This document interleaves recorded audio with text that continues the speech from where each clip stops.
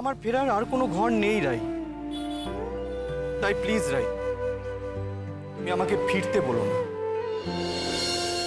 আমি হয়তো আপনার মতো করে গুছিয়ে কথা বলতে পারবো না, তাও আমি চেষ্টা করব।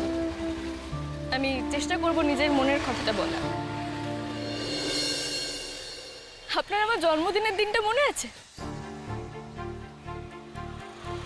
ওই দিনটা আমি কখনো ভুলতে পারবো না, কারণ ওরকম ভাবে জন্মদিন যাপন আমি কখনো করিনি।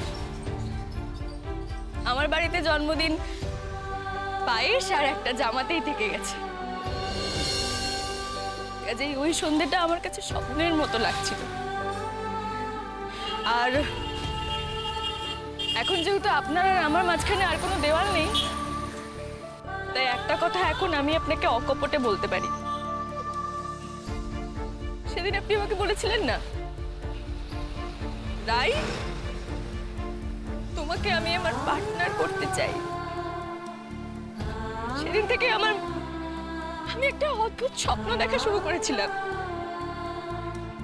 অদ্ভুত একটা সুখের জগতে বাস করছিলাম, ভাসছিলাম।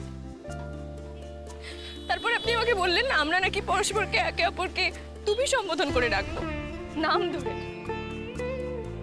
আমি বলে বোঝাতে পারবো না স্যার, আমার মনের মধ্যে তখন কি চলছিল। আমি ভয় পাচ্ছিলাম, এই স্বপ্ন কি আমার দেখা উচিত? আমি কি ঠিক করছি? আর তারপরই সূর্য আমাদের সামনে এসে দাঁড়ালো। ব্যাস, সবকিছু আবার ছড়িয়ে ছুটিয়ে গেল। হঠাৎ করে আমি সেই স্বপ্নের জগৎটা থেকে ধরাম করে বাস্তবের মাটিতে এসে পড়লাম। যে বাস্তব আমার কানের কাছে এসে আমাকে বলল, রাই এত ভালো স্বপ্ন তো তোমার জন্য নয়। আমার আপনার স্বপ্ন তাল কেটে গেল। আপনি আমার থেকে দূরে সরে যেতে চাইলেন। আমার খুব কষ্ট হচ্ছিল, খুব। কিন্তু তাও আমি চাকরিটা ছাড়িনি। কিন্তু একটা সময় পরে গিয়ে আমার মনে হলো না, এইভাবে তো চাকরি করা যায় না। আর আমি চাকরিটা ছেড়ে দিতে চাইলাম। আপনিও হাফ ছেড়ে বাঁচলেন। কিন্তু তারপর আবার সবকিছু আগের মতো হয়ে গেল। আপনি আবার সেই আগের আপনি হয়ে গেলেন। আপনি চাইছিলেন না আমি চাকরিটা ছেড়ে দিই। আমাদের সম্পর্কটা আবার সেই আগের সুর, তাল, ছন্দ সবকিছু ফিরে পেতে থাকলো। আর আমি আবার সেই স্বপ্নে ভাসতে থাকলাম। হ্যাঁ, হয়তো অনেকের মনে হবে আমার আত্মসম্মান একটু কম, কিন্তু কি করব? নিজের মনের কাছে তো মিথ্যে কথা বলা যায় না। আমি ভাসতে থাকলাম সেই স্বপ্নের সুখে।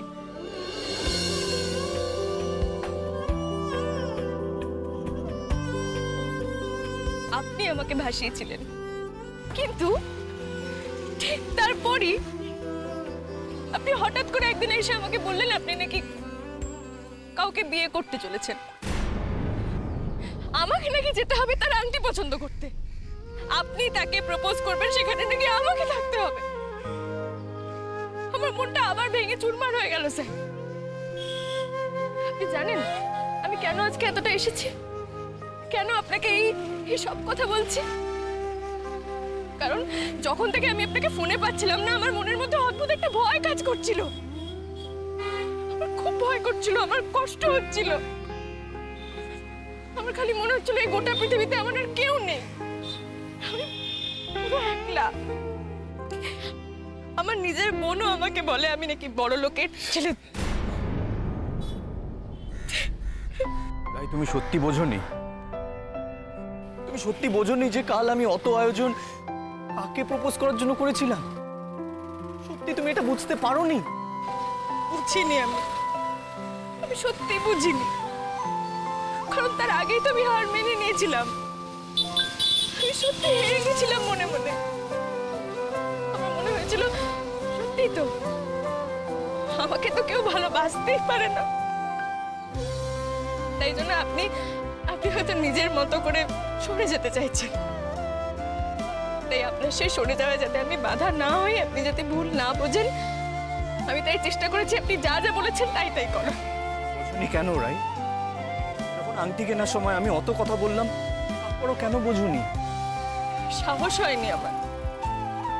আমার মনে হয়েছে আপনার মতো একজন মানুষ আমার মতো মেয়েকে কখনো ভালোবাসতে পারে। আমার মনে হয়েছে এটা ভাবা বোধহয় আমার অপরাধ, আমি বোধহয় অপরাধী। অথচ এটা ভাবতে তোমার সাহস হলো যে আমি তোমাকে ডেকে নিয়ে গিয়ে অন্য একজন আসেনি বলে তার আংটি আমি তোমাকে পরাবো। এতটা বোকা তুমি রাই? সত্যি এতটা বোকা? প্রেমে পড়লে কি মেয়েরা এতটা বোকা হয়ে যায়? হ্যাঁ আমি বোকা, আমি মূর্খ, আমি বোকা, আমি জানি সেটা। আমার বোনও আমাকে গাধা বলেছে। আপনি আমাকে বোকা বলুন, আমার কিচ্ছু যায় আসে না। যাই হোক, আমার যা বলার ছিল আমি আপনাকে বলে দিয়েছি, এবার আমি যাই। আমি জানি আমাকে কেউ বুঝবে না, আর বোঝার মতো মনের অবস্থা তো আমি এখন নেই। আমি আসছি।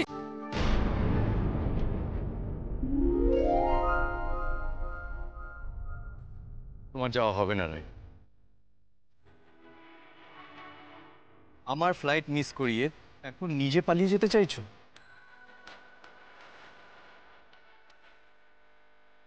আমাকে যেতে দিন প্লিজ। তুমি যদি এভাবে চোখের জল ফেলো তাহলে কিন্তু আমি ভুলে যাবো যে এটা রাস্তা। কিন্তু এখানেই সবার সামনে। প্লিজ চলে যান, আমি আমাকে যেতে দিন, আর আমি আর আপনাকে আটকাবো না।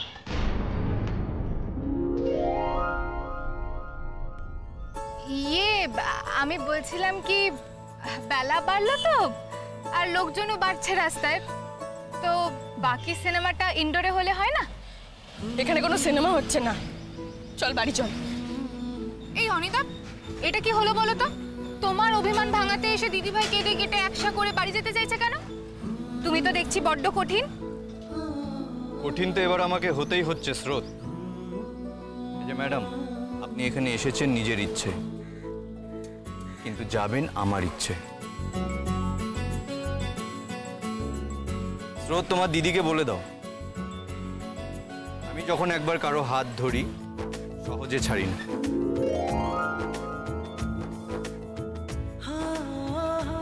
প্লিজ হাতটা ছাড়ুন, রাস্তায় অনেক লোক। তাতে কি? তারা আমার কে? আমি আপনার কে?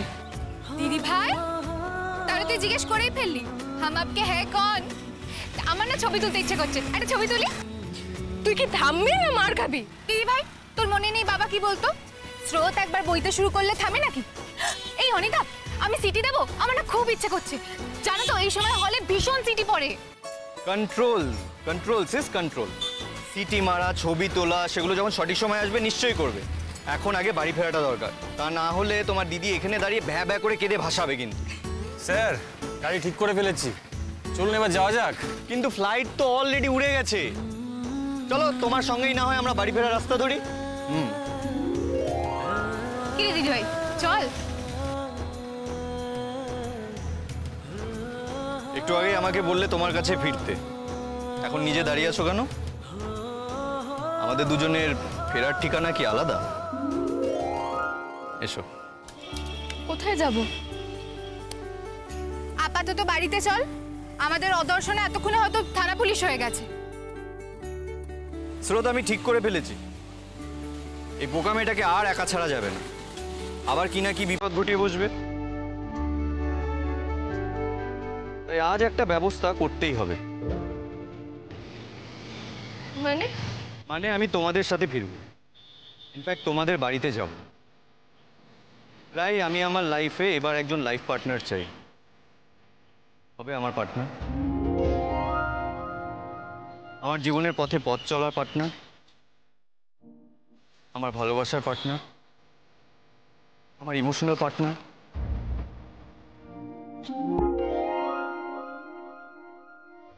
মৌনতা সংগতির লক্ষণ। করে থাকলে হবে না রাই, আমার জবাব চাই। আগে বাড়িতে চলুন। আমার জবাবটা চাই। জবাবটা আপনার জানা নেই? আমি নিজের কানে শুনতে চাই।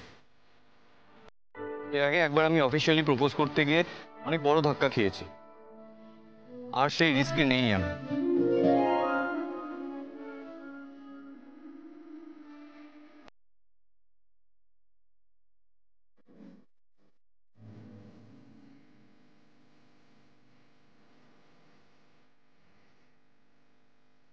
আসুন।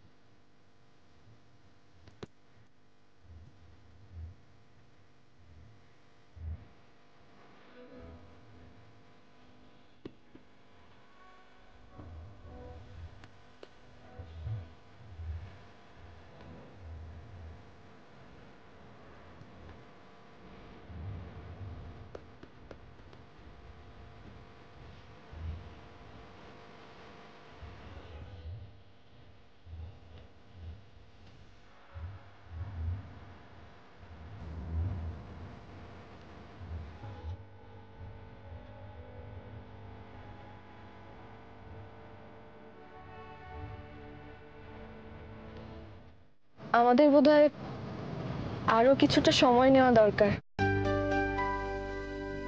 আর কিছু সময়? মানে তোমার মনের মধ্যে এখনো কিছু নিয়ে সংশয় আছে? না, আমার পরিবারটা আমার দায়িত্ব স্যার। আমার পরিবারটা কিন্তু আমার উপরে নির্ভর করে। তোমার তোমার দায়িত্ব? তোমার দায়িত্ব তো এখন আমারও দায়িত্ব। সবকিছু এরকম বিচ্ছিন্নভাবে ভাবো কেন বলো তো? না, এটা আমার নিজের দায়িত্ব, একেবারেই নিজের। বাবা চলে যাওয়ার পর থেকে স্বেচ্ছায় তুলে নেওয়া দায়িত্ব স্যার। অনির্বাণ স্যার না, অনির্বাণ। অনির্বাণ আর তুমি। তবে এই কথাটা কিন্তু আমাদের মধ্যে আগেই হয়ে গেছিল। হ্যাঁ, তুমি হয়তো অভিমানের রেশ বয়ে নিজের ডাক থেকে এখনো সরে আসতে পারোনি। আচ্ছা, ঠিক আছে। না, ঠিক নেই। আমি শুনতে চাই এক্ষুনি। আশ্চর্য, কি শুনবেন?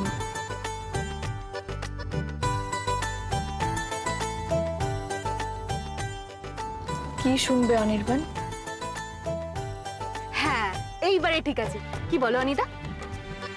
নো লিটল সিস, একদমই ঠিক নেই। তোমার চোখ রাস্তায় আর কান এদিকে। আরে কি করব বলো, চোখ বন্ধ করে রাখা যায়, কানে তো সেরকম কোনো সিস্টেম নেই। এবার বলো রাই, তুমি কি বলতে চাইছো? অনির্বাণ, আমার পরিবারটা কিন্তু আমার দায়িত্ব, আর সেটা চিরকালই আমারই থাকবে। তুমি আমার পাশে থাকবে, আমাকে সাহায্য করবে, কিন্তু আমার পরিবারের মানুষগুলোকে আমি তোমার উপর নির্ভরশীল হতে দিতে পারবো না, কারণ সেটা আমার আত্মসম্মানে লাগবে। বাবার শরীরের দিকে তাকিয়ে সেদিন আমি প্রতিজ্ঞা করেছিলাম যে বাবার ফেলে যাওয়া সব দায়িত্ব আমি নিজের কাঁধে তুলে নিচ্ছি। কাজেই কোনো না কোনো চাকরি কিন্তু আমাকে করতেই হবে অনির্বাণ। বেশ, তোমার আত্মসম্মান আহত হয় এমন কিছু আমি তোমাকে করতে বলবো না। আর কোনো সমস্যা রইলো না তো? আর কোনো না কোনো চাকরি কেন? আমার অফিসে চাকরি করলে কি তোমার প্রেস্টিজ ইস্যু আছে? তুমি তো এরকম সব কথাতেই রাজি হয়ে যাচ্ছ। একটু সময় কি তোমারও নেওয়া উচিত নয়? কিছু ভাবার নেই তোমার? ভাবনা তো আছে, ভাবতে তো হবেই। কিন্তু কালই কিন্তু আমি টোপর পরে সানাই বাজিয়ে বিয়ে করার জন্য হাজির হয়ে যাব না তোমার বাড়িতে। যা কিছু হবে 15 দিনের ভেতরে হতে হবে। তা না হলে কিন্তু আমি আর বিয়ের জন্য অপেক্ষা করব না, সোজা বাড়ি থেকে তুলে নিয়ে যাব।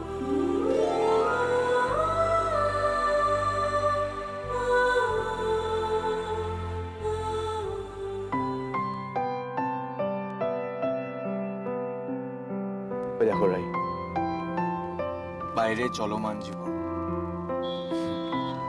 গোটা দুনিয়াটা ছুটছে, সেখানে আমি আর তুমি কেন থেমে থাকবো বলো তো রাই? কেন আমাদের দুজনের জীবনটা ওভাবেই এগিয়ে চলবে না?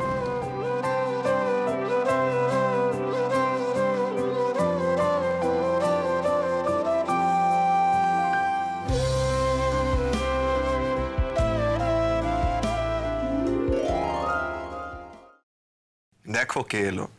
তোমার গুণধর মেয়েরাই মর্নিং ডিউটি দিয়ে ফিরলো কিনা দেখো। এইভাবে বলছো কেন? আমি তো বলছি ওরা একটা দরকারি কাজে গেছিল।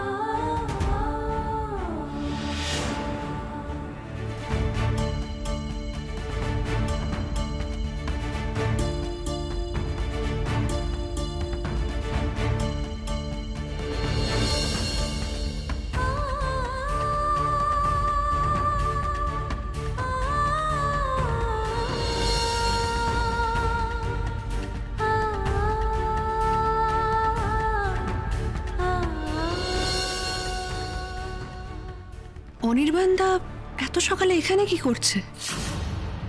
বাবা, এত দূর বার বেড়ে গেছে তোর দিদি ভাই। সকাল সকাল বাড়ি থেকে বেরিয়ে প্রেমিকের সঙ্গে তুই দেখা করতে গেছিলিস?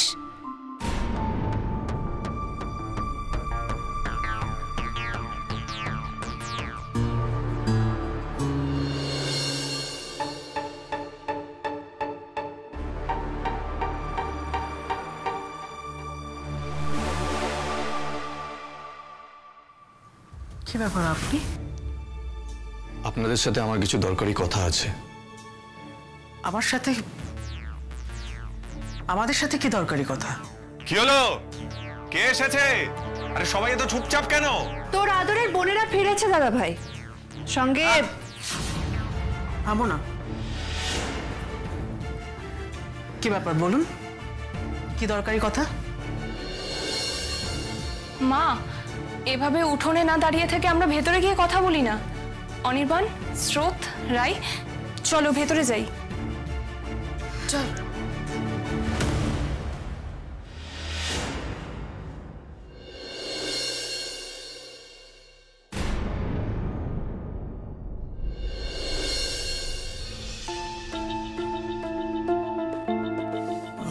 বৌদি, আপনি প্লিজ বসুন না। এ নিয়ে তাহলে 3 বার এই বাড়ির চৌকাট পেরোনো হলো আপনার। এই 3 বারের মধ্যে একবারও কিন্তু আমরা আপনার আশাটাকে পছন্দ করিনি, অ্যাপ্রুভ করিনি। তাহলে এই বারবার বিনা অনুমতিতে এই বাড়ির চৌকাট পেরোনোর কারণটা কি একটু পরিষ্কার করে জানতে পারি? অবশ্যই জানাবো। আপনার অনুমতি বলুন বা অনুমোদন যাই বলুন না কেন, সবটাই আমার কাছে অত্যন্ত গুরুত্বপূর্ণ। তবে আমি চাইবো তার আগে আপনার যে আমাকে নিদারুণ অপছন্দ করা, সেটা যদি কেটে যায়। আমাদের মধ্যে একটা সুসম্পর্ক তৈরি হোক। আর সেটা তৈরি না হলেও তাহলেও হয়তো আমাকে আপনাদের বাড়ির গণ্ডি এরপর বারবার পেরোতে হবে।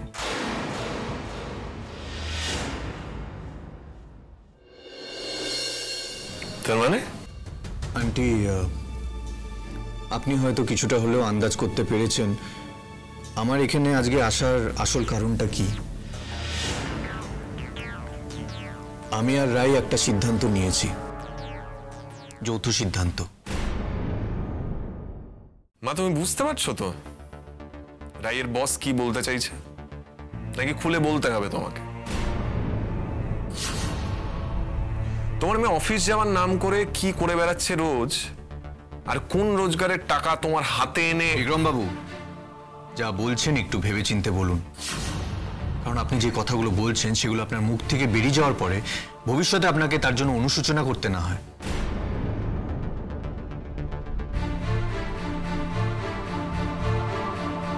ভুলে যাবেন না, আপনি যে কথাগুলো বলছেন সেগুলো আপনি নিজের বোনের সম্পর্কে বলছেন। রক্তের সম্পর্ককে এতটা অসম্মান করবেন না। শুনুন মিস্টার কি কি কি কি যেন সেন, মিস্টার সেন, আমাকে না এত ফাঁকা লেকচার দিতে আসবেন না আপনি। কি একটা 2 পয়সা কোম্পানির মালিক, আপনার মতো লোক অনেক দেখেছি, অনেক বস দেখেছি। আপনার মতো ক্যালিবারের লোককে আমি আমার কোম্পানিতে ক্লেরিক্যাল পোস্টে রাখতাম, এর থেকে বেশি উঠতে দিতাম না। আমাকে বস বলে ডাকতো, ঠিক আছে? বিক্রম, একটু চুপ কর না, একটু একটু একটু মাথাটা ঠান্ডা কর। তুই কেন ভুলে যাচ্ছিস বিক্রম, উনি আমাদের বাড়ির কুটুম, উনি সম্পর্কে সূর্যের দাদা হন বিক্রম। সো হোয়াট, তাতে কি? ও নিজের মর্যাদা সম্পর্কে সচেতন। আমারই বাড়িতে দাঁড়িয়ে আমাকেই অপমান করছে। সরি, আমার পক্ষে ওকে তোয়াজ করা সম্ভব না।